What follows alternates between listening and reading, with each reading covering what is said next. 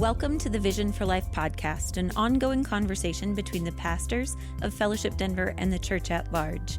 Each week we talk about life, faith, the Bible, and how to follow Jesus as we go about our daily lives.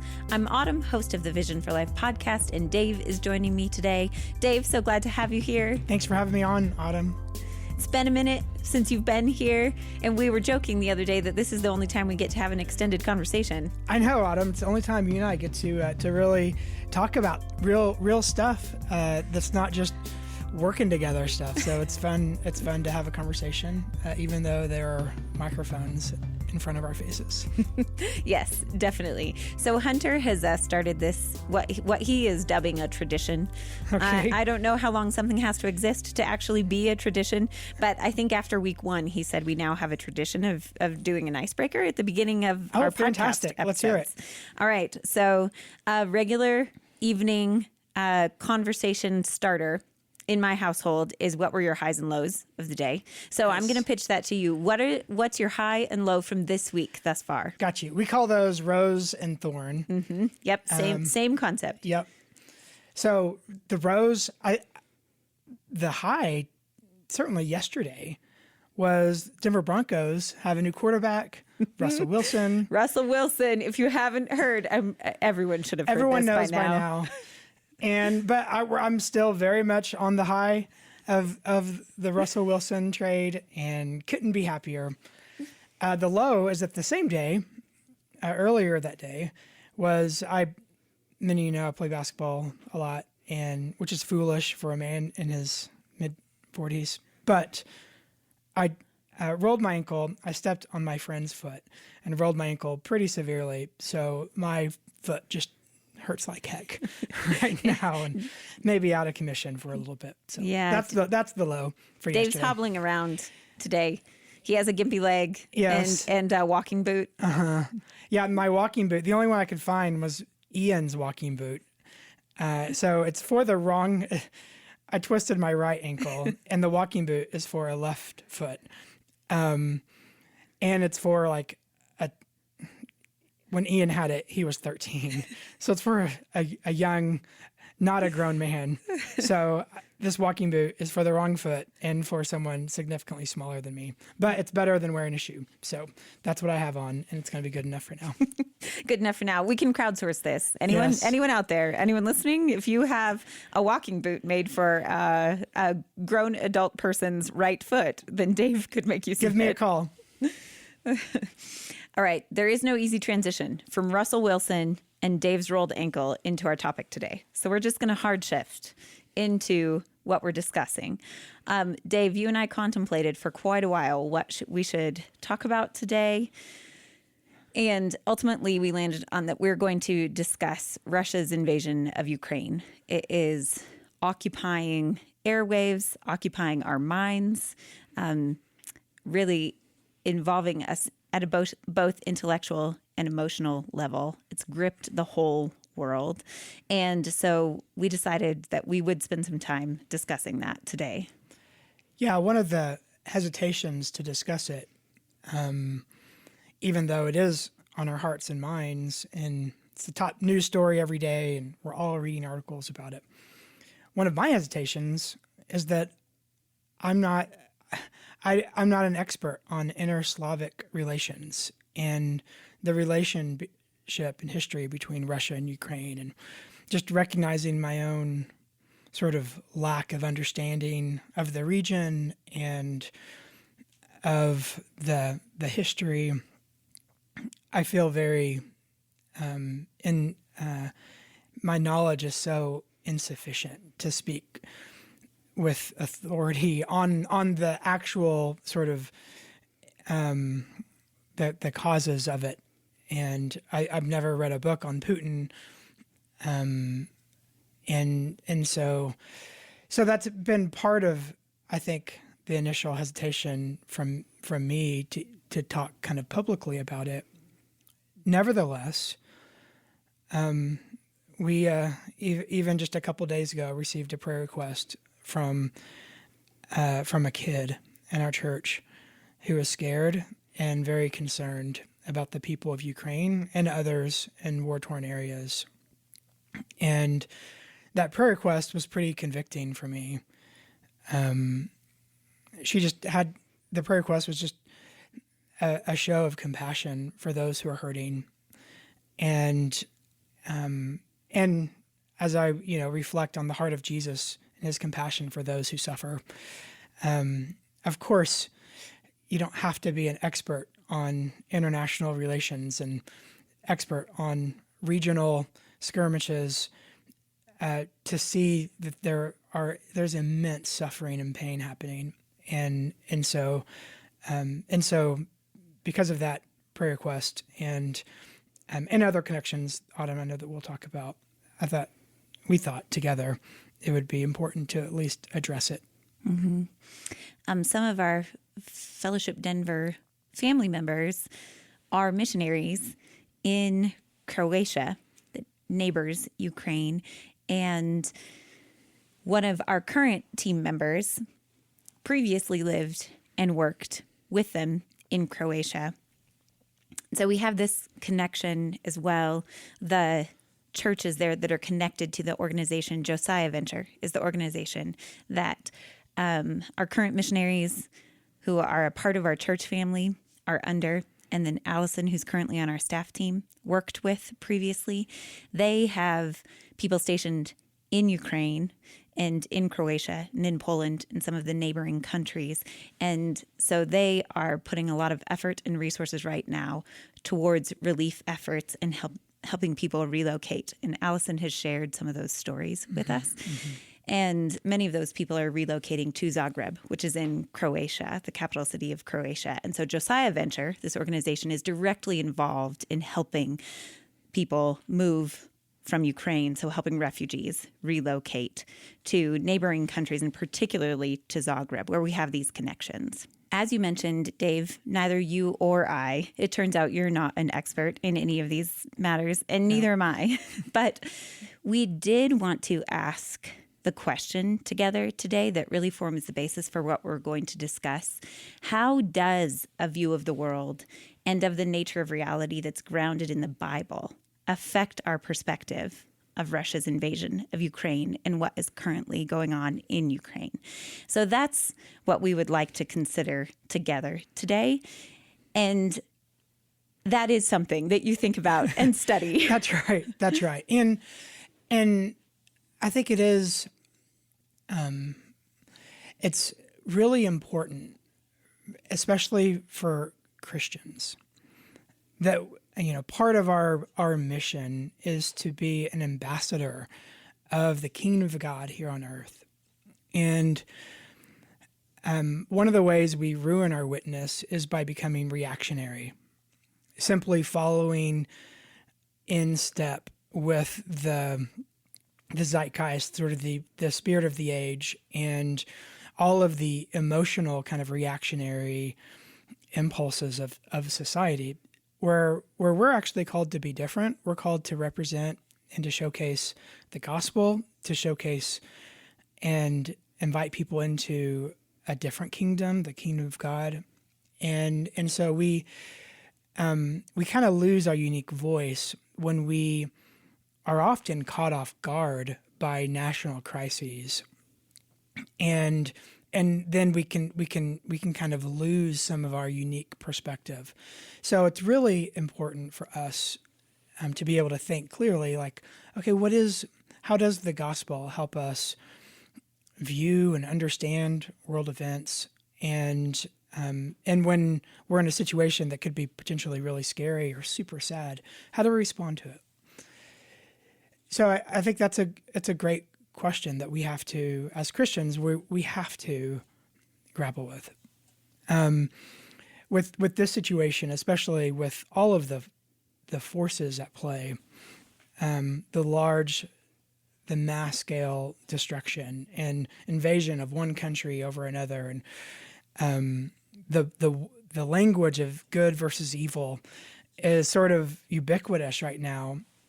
And so what do we as Christians actually believe about that? And I think it is it is incredibly useful for us to be reminded that Jesus calls us fundamentally to love our enemy, to pray for those who persecute us. Jesus reminds us, and the Apostle Paul reminds us that our flesh ultimately is not against our battle is not against flesh and blood, but against powers and spiritual municipalities and spiritualities that are sort of basically there's evil demonic forces that sort of lurk behind and are influences of events that look a lot like what we're seeing right now. So to have that worldview, to know we're actually called to love our enemies and pray for those who persecute us, and that there is real evil, but our battle ultimately isn't against flesh and blood, but it's against these sort of evil, oppressive forces that like lurk behind that. Ultimately, as Christians, that's really important to keep that distinction. That's how Jesus was able to have compassion for the people who were literally nailing him to the cross, while having a deep appreciation as to why it is he was going to the cross and experiencing what he was experiencing. So heart, it's easy to have a heart of, justice can turn into vengeance so quickly.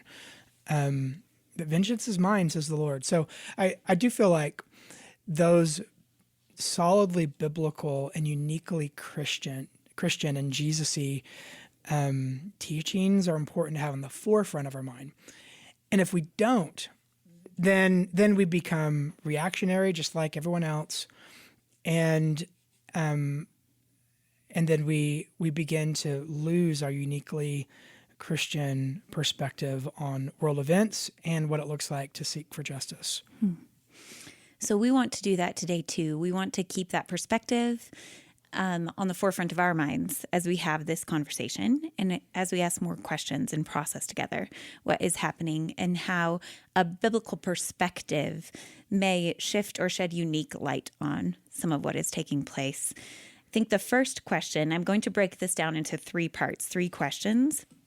And the first question is, as we've watched kind of what happened in the couple of weeks leading up to Russia's invasion of Ukraine and listened to commentary coming out of Ukraine itself from President Zelensky and his office and encouraging people to stay calm, to carry on with their business, listening to our own national security agencies telling us that this is escalating, listening to commentary from different world leaders, from France, from Germany, different takes on will Putin invade Ukraine, and then watching with horror as that happened, as he began a war and began moving into Ukraine. All of us collectively, I think, were asking, you heard this in the news, I wondered this myself, why is this happening and how can we make sense of what is happening? And that's a huge question. This is one of the primary questions that is being addressed in what we're reading. So as you mentioned, we're all watching news reports and we're reading different experts on Russia and reading different opinion pieces. And this is one of the central questions. Why is this happening? How can we make sense of what is happening? But how does looking at this with these sort of biblical underpinnings and having our view of reality grounded in the Bible and in objective truth, how does that affect how we ask this question? So how does a biblical perspective influence the way we're asking, how can we make sense of this? On the one hand, I think it's right for us to be shocked by actions that lead to such obvious pain and chaos,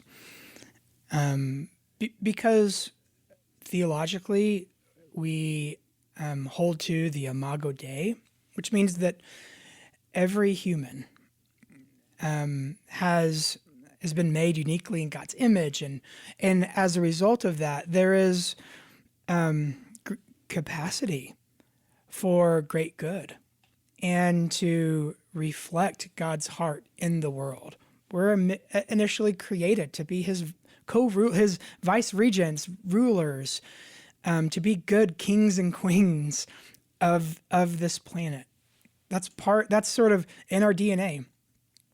So whenever you see behavior and actions that goes against flourishing, well-being, that initiates such pain and destruction, then that part of us that says that's wrong, I think that's good. I don't think it's naive to have that reaction. But it is naive to have that reaction when you don't know the other side of the Imago Dei, on the other side of Genesis 2, which is Genesis 3. Sin enters into the picture, and our fundamental nature as human beings is fractured. It's tainted. And so even though there's capacity for great good, each person is depraved. We have depravity. And depraved doesn't mean that we're as bad as we could be. It just means that every part of our human character has a touch of corruption to it. And so there's nothing about any part of us that's pure, that's totally pure without compromise. So then on the other hand, when you see this action, it should also be like, okay, it kind of makes sense. There is an impulse in the human heart that goes against the Imago Dei, an impulse that says, I'm going to do whatever it takes to protect me and mine, an impulse that looks at differences in the other, and then they weaponize those differences and either try to subjugate them or try to deceive them, or try to do whatever to neutralize that threat of the other. You see that all the way, you see that between Adam and Eve after the fall, the first man, the first woman. And so, of course, it would make sense that today that impulse of human nature now would work on global and national scale. And of course, all of human history points to this as well. So there's a sense in which, in fact, Ian and I have been kind of noticing this. Everyone keeps saying, the unthinkable has happened. The unthinkable has happened. Well, this isn't unthinkable. It's actually like all of human history points to this pattern. So while it's tragic and unthinkable in the sense of, gosh, I never thought it would happen in our lifetime, it is thinkable because we have capacity for great, profound evil.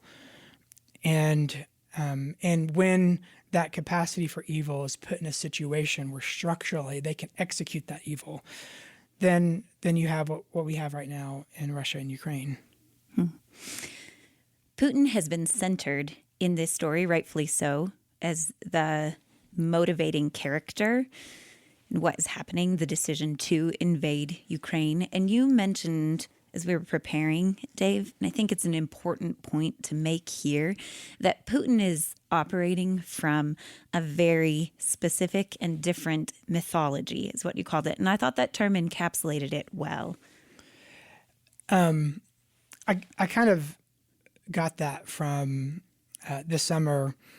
Our family, we listened to Chernobyl, the book Chernobyl, on a road trip, and I'd read it the year before previously, but Chernobyl is fascinating in that in the aftermath of the nuclear meltdown,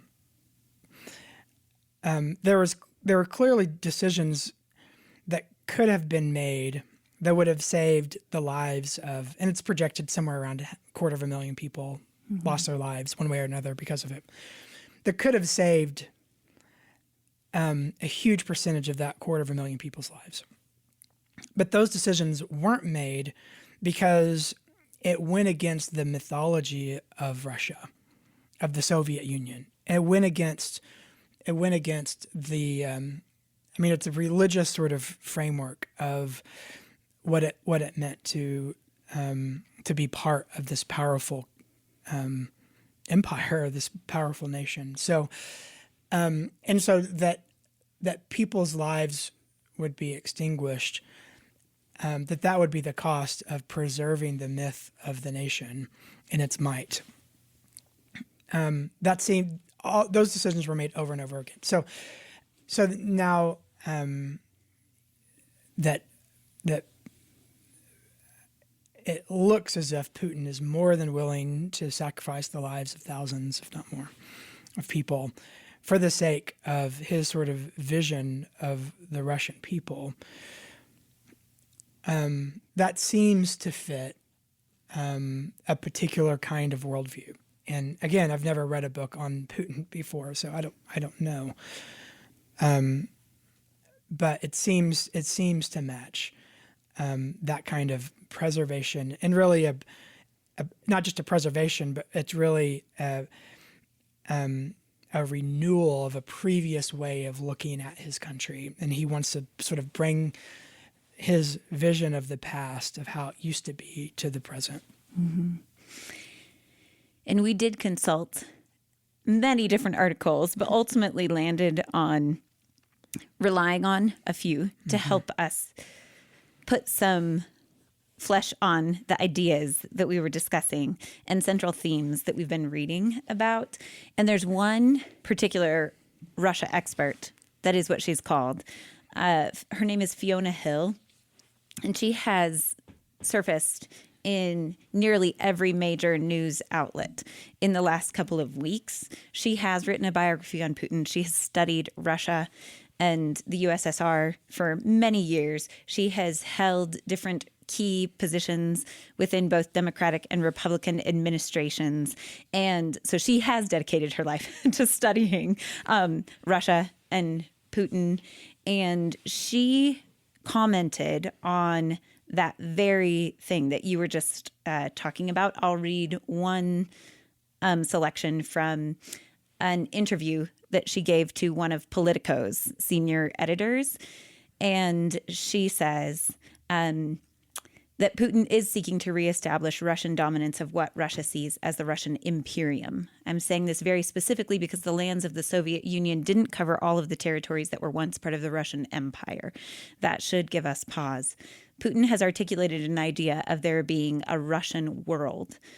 And in a recent essay he published about Ukraine and Russia, he states that Ukrainian and Russian people are one people. He's saying that Ukrainians and Russians are one and the same. This idea of a Russian world means regathering all the Russian speakers in different places that belonged at some point to the Russian Tsardom.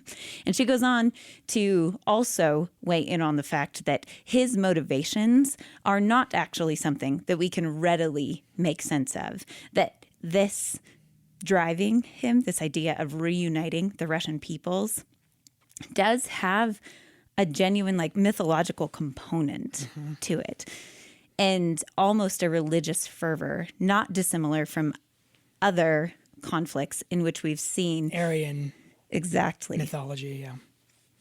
Yeah, there is a pattern of leaders throughout all of world history who are trying to bring together their people as they've determined them, and there's great chaos and destruction as a result, whether it's Hitler and his vision of the Aryan peoples, or perhaps now Putin and his vision of the one unified Russian people. It makes me think of Proverbs, and what would Proverbs is written by a king and leaders of kings, of in what way am I going to instruct you to rule your people? And that's sort of a lot of the language that Proverbs uses. And there's several Proverbs that go something like this: hey, when the wicked rule, the people groan. And it's almost like a litmus test, like your rise to power is deemed wicked based on the flourishing or non-flourishing of the people under your care, and the kind of havoc and destruction and violence that's waged under your rule will determine whether or not that's wicked or not, you know? So so on the one hand, I think as a Christian to know that Putin would have this worldview and the result would be destructive, it's not surprising because it's sort of a part of the human condition. When the wicked ruled, the people mourn. Like the people groan, and there's, it's evil. It's wrong. It's like there's the innocence of thousands or even millions lost. And that's depicted, that sort of groaning or suffering is depicted in what people in Ukraine are experiencing, the suffering of the Ukrainian people, the death, so many different ways that they are groaning under the weight of this evil that's being inflicted on them. That's also being experienced by the Russian people in many different ways, one of which is, I just read a statistic today that somewhere around 13,000 anti-war protesters in Russia, so Russians, have been arrested in the last few weeks. Yeah, so they're groaning. Mm-hmm. We could dwell on this point, Dave, for a long time, but those handles the presence of evil and how it actually does affect our human nature and how it can be displayed are helpful handles as we read so many of these different articles and assessments from people who are studying the situation and do have a more intimate knowledge of Putin and of Russian politics and Russian foreign policy. But let's move on to our second question. The second big category that I want to ask you about is, how does a biblical perspective on what is happening right now in Ukraine help us as we assess the human toll and the loss of life?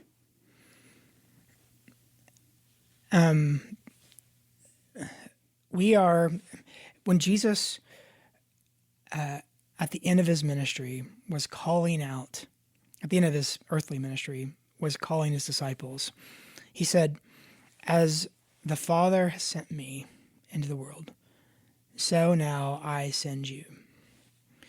So what was Jesus' relationship with the world? It says, "For God so loved the world that he gave his son." So his relationship with the world was that of care, compassion, love, concern, all of those things. So now I think that care is ultimately expressed in the message of the gospel, that if you seek for life and salvation and meaningful, long-lasting joy anywhere outside of what God has provided for you in Christ, you're going to be disappointed. So that's sort of the primary way in which we love the world. But then there's a sort of a twin brother to that, which is helping to alleviate suffering and pain in the world as well. This is Jesus' ministry, where he healed and he preached, where he released the captives who were oppressed, and he proclaimed the gospel of the kingdom. And so I think as a Christian, when we look at the pain and suffering, a Christian response is, what can we do to alleviate suffering? The physical suffering, the political oppression, what agency do we have in our current state to take steps for the alleviation of suffering? And attached to that, knowing that this world is broken and hopeless ultimately without the gospel, without the intervention of God, and he's already brought that intervention with Christ. And so to me, it should be a renewal of our perspective of where are we finding our security? What's our hope really in? Is our hope really in that we have just a safe, secure kind of life and just spreading that for other people? Or is our hope ultimately in this kingdom that is to come? It's still yet in the future. and as our hope really in what Christ is going to do in the future with the return ultimately of the kingdom to earth.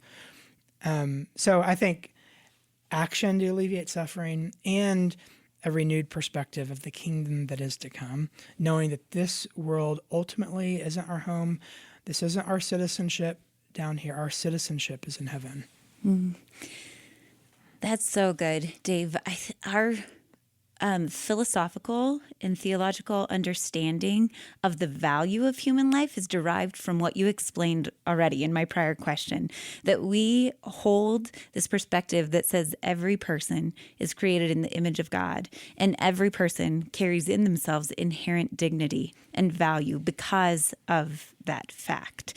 And that realization, coupled with what you just explained about the gospel and our perspective on the kingdom, should compel us not only to hold this perspective, but to action, to pray for alleviation of suffering, for God's intervention, that God would hold back evil, and then to ask how we as Christians actually respond to, in an active sort of way, what we see going on around us. I think it is appropriate to say very clearly that these acts of violence that we see carried out every day against the people in Ukraine are evil.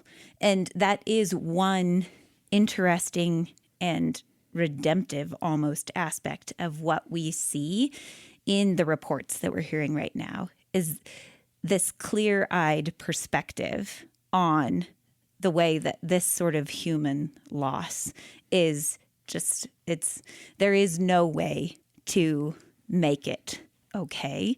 And that while we grieve with the loss of life and over what is happening, that I think is something that we can corroborate from a perspective that says, yes, this aligns with our view of reality, that this loss of life is horrific. That's right.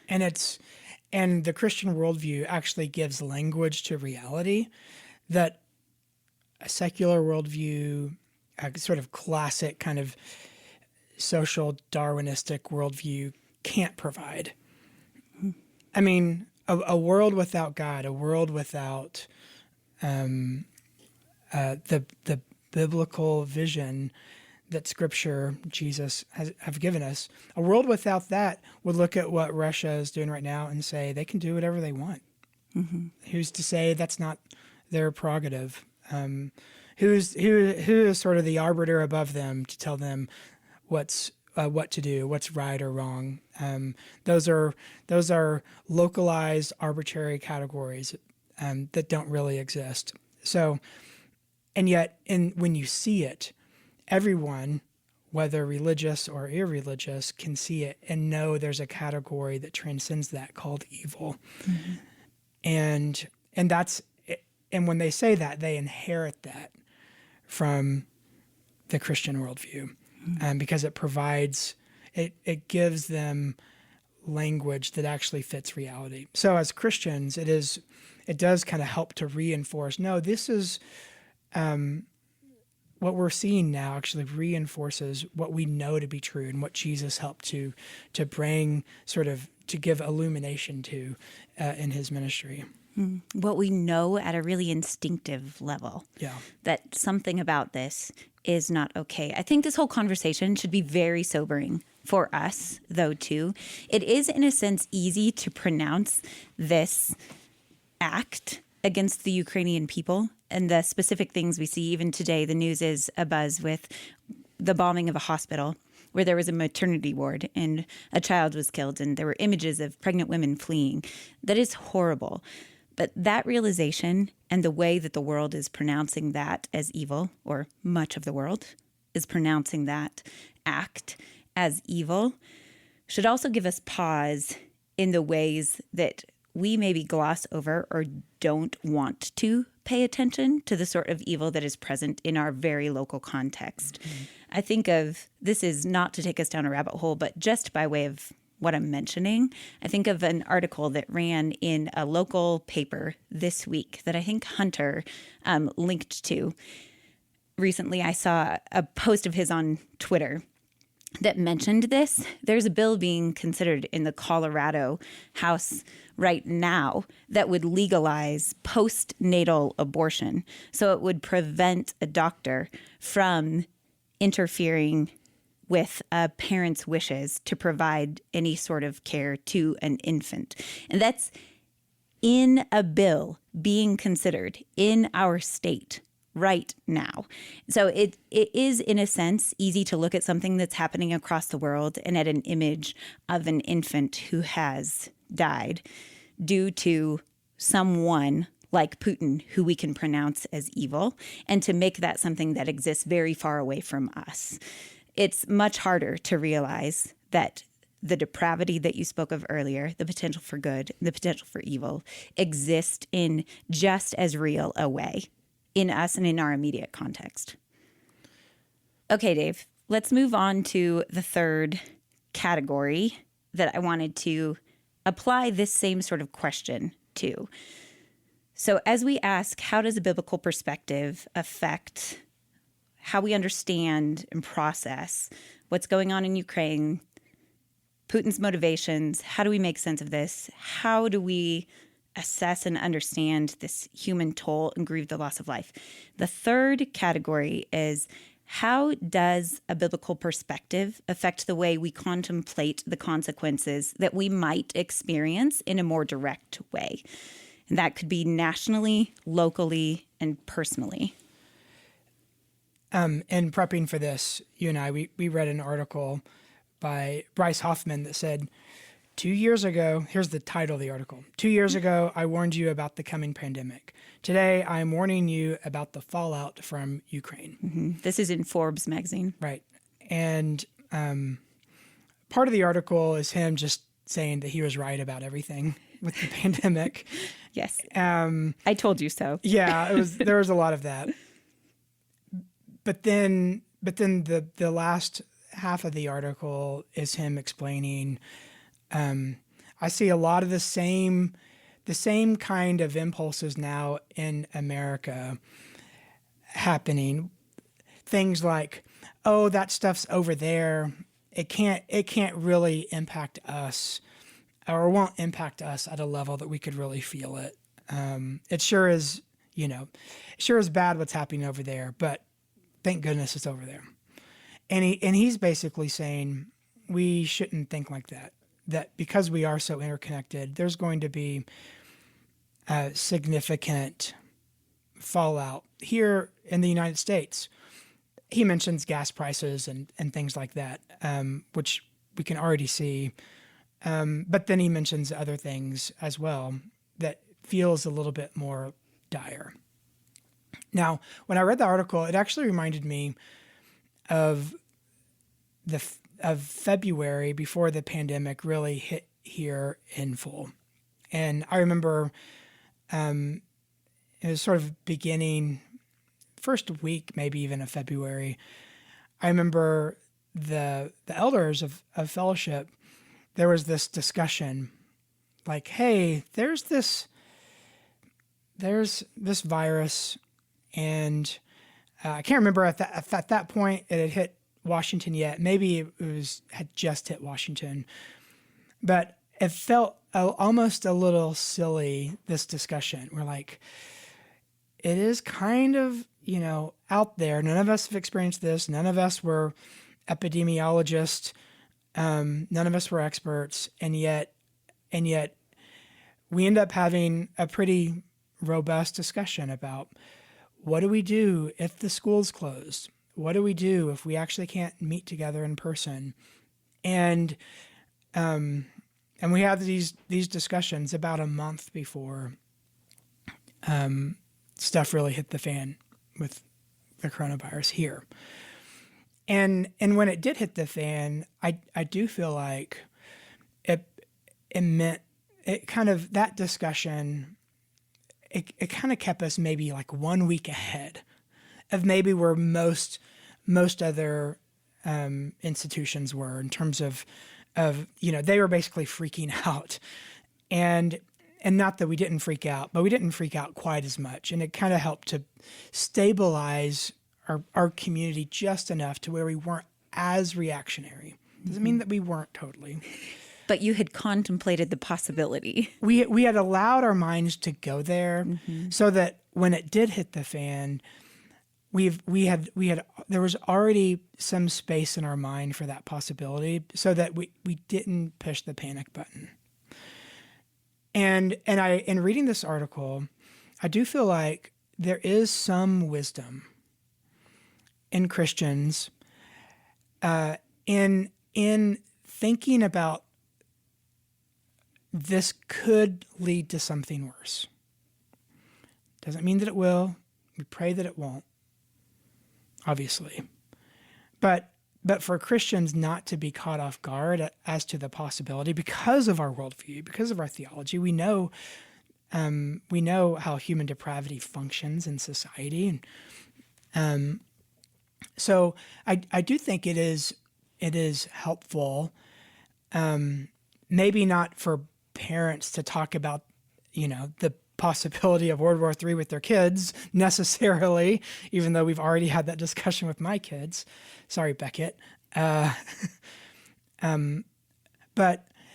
to at least know, as Christians, this is how we deal with this. If it were to go like this is how we deal with it. We don't panic. It's when we panic, that's when we revert to these tribal factions. That's when the us versus them begins to really take hold. That's when fear becomes the driver. And that's when a lot of the destruction we've seen in American society the past 2 years has been driven by that. As Christians, we don't do that. We're not driven by fear. We're not driven by self-protection. No, those are base level impulses. We're driven by the Spirit, by love. We've been given a mission to advance the kingdom and to showcase its beauty in a world that's hurting. That's what we're called to do. We're driven by that. And we adjust to the reality on the ground, and our mission adjusts to fit the reality of the ground. But we don't change our mission because we're really scared about a situation. No. So I do think for Christians now to think about, okay, if this does get worse, if the impact of this conflict is more than just we're paying $5 a gallon of gas, but maybe we're dragged into war at some point, dragged into more conflict. I think for Christians, especially for parents, if you're in leadership, to have kind of allowed yourself to go there and to already think through, how am I not going to be reactionary to this? How am I personally going to demonstrate and rely on the gospel and trust in God more? Ask Him for vision, and do that. And maybe now's the time to do that. In the article that you referenced, Dave, that you had brought to my attention, the one in Forbes that we did read, that article does point out how disruptive the pandemic was to so many parts of our globalized economy and things that we had for many years taken for granted as the trajectory of the major world powers, and particularly in our modern Western world. And he is mentioning just very specifically what the fallout from this conflict, from the war that Russia has started with Ukraine, could be. And so he points out, as you mentioned, gas prices, food supply chains, refugees, and the ways that all of those put stress on different economies, neighboring countries. And then he also does mention the possibility of this conflict growing. You said World War III. He actually invokes that term. Right.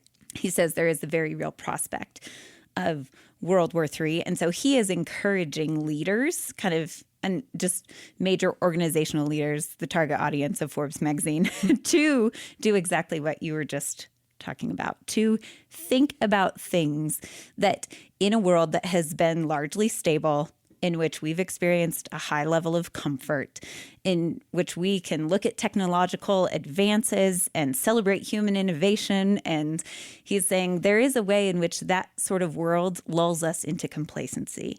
And so leaders, parents, even we would extend it to, you may need to contemplate, how might this affect our lives? And what would I do? And how would I respond? And one of the central tenets that you're getting at, Dave, which you and I discussed, is that in some ways, we as Christians, in many of these ways, carry on as we should now. I've heard you say, Dave, that Christianity is fundamentally others-oriented. Mm-hmm. How would that impact how we respond in a time of crisis?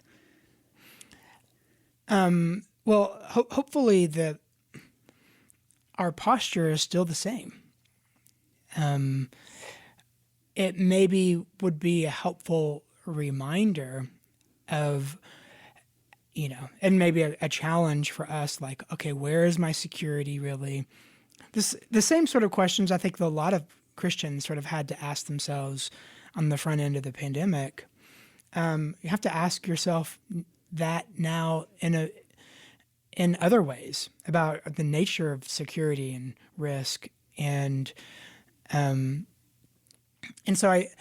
but in terms of how we react to the changing world, the whole point is not to be reactionary. It's to respond compassionately to suffering, whether it's close or far away, but not react in a way that's purely driven by self-protection.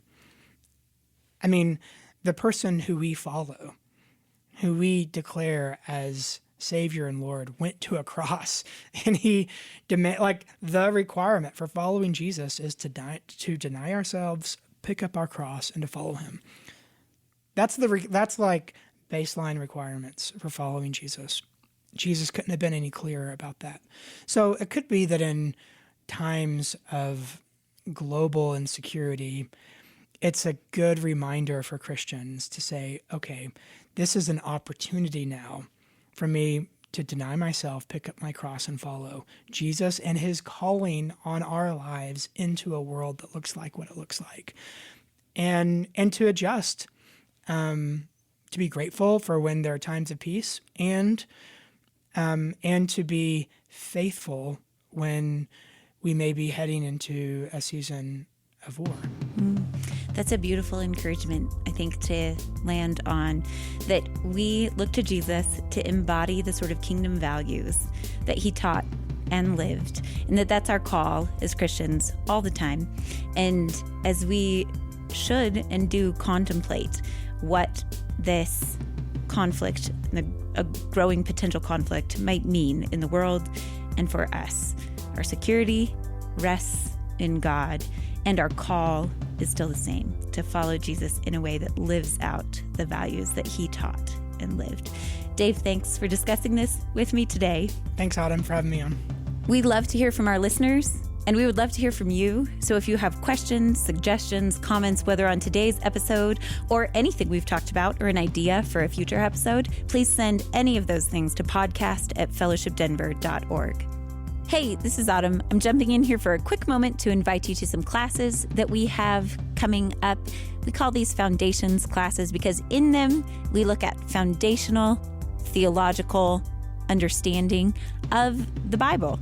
And while we do set aside these classes and times periodically to help us engage with the Bible more deeply and to grow in our understanding of God and his word and ourselves, our hope always is that these discussions here on the Vision for Life podcast and what we discuss in our Foundations classes actually affect the way that we show up in the world and the way that we share the life and truth and hope of the gospel with our neighbors, our communities, with people around us each day.